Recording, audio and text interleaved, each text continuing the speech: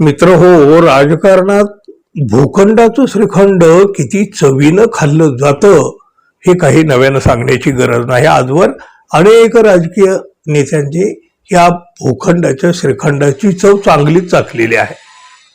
पण काय झालं, अलीकडं मात्र जरा याचा सगळा अतिरेक जरा थोडा जास्त झालेला दिसतोय.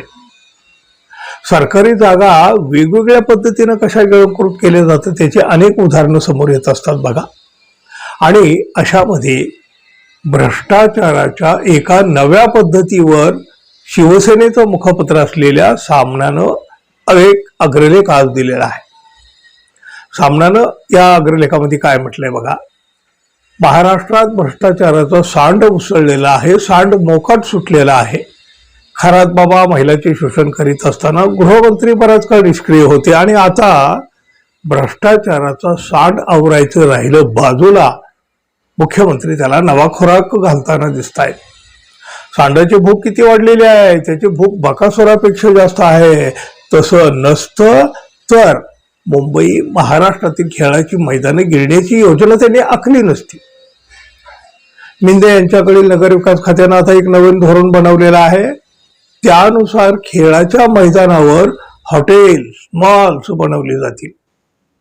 महाराष्ट्राच्या सार्वजनिक आणि क्रीडा संस्कृतीला लाज आणणारा हा व्यापारी उद्योग मुख्यमंत्री फडणवीस यांना मान्य आहे का?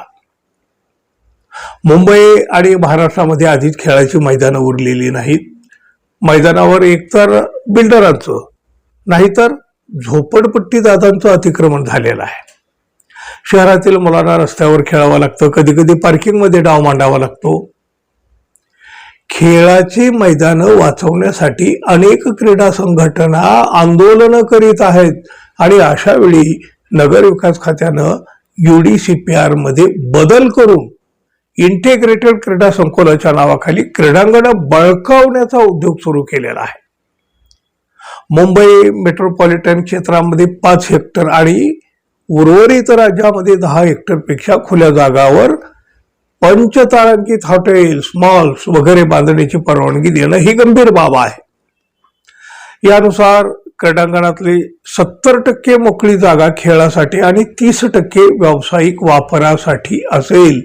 म्हणजे 30% व्यावसायिक वापरामध्ये मिंदे यांची बिल्डर आणि ठेकेदार येतील आणि भ्रष्टाचाराचा 100% माल मिंद्याच्या खिशात जाईल. मुले, विद्यार्थी खेळाडूंच्या कौशल्याचा बळी घेऊन खेळाच्या नावाखाली भ्रष्टाचाराचा हा एक नवा फॉर्म्युला आहे. नाव क्रीडा संकुलाचं, पण क्रीडा करणारे बिल्डर सुद्धा उरलेले 70% जमिनीवर कब्जा मिळवणार. सरकार म्हणतं राष्ट्रीय आणि आंतरराष्ट्रीय स्पर्धा करायच्या असतील तर आधुनिक स्पोर्ट इन्फ्रास्ट्रक्चर उभारायला हवं. सरकारचं धोरण बरोबर आहे हो, पण खेळाचा आणि नगर विकास खात्याचा संबंध काय? मिंध्यांना अचानकपणे खेळाच्या उद्धाराची कल्पना कशी काय सुचली? हे एक गौड बंगालच आहे.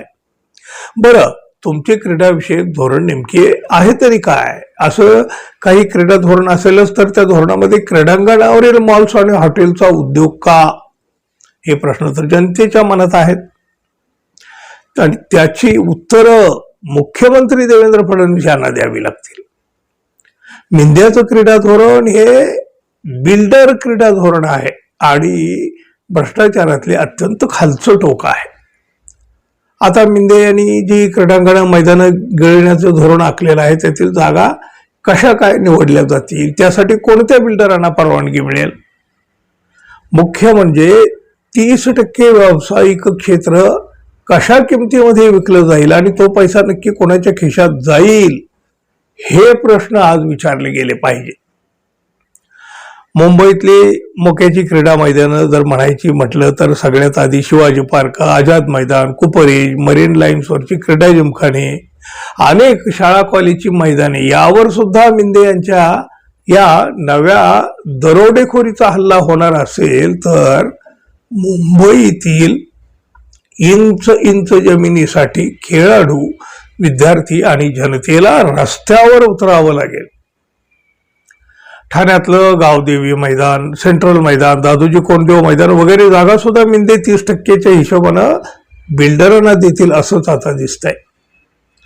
मग याच टप्प्यानं वानखेडे मैदान, ब्रेबॉर्न मैदान सुद्धा बिल्डरांना द्यायला मिंद्यांना संकोच वाटणार नाही.